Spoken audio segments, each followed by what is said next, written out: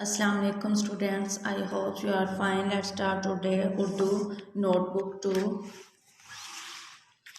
15 page है।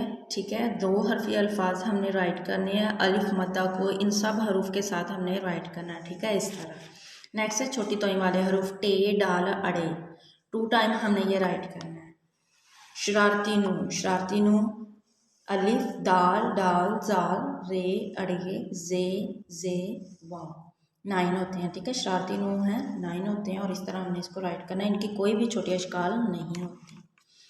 गुलाई वाले हरूफ जिनको हम ज़रा गुलाई में राइट करते हैं। ठीक है, गुलाई वाले हरूफ इस तरह के होते हैं। जीम चे हे खे सीन शीन स्वाद आइन गईन काफ लाम नून छोटी। ठीक है बच्चों, आप लोगों ने इसको इस तरह राइट करना है। अल्लाह हाफिज़।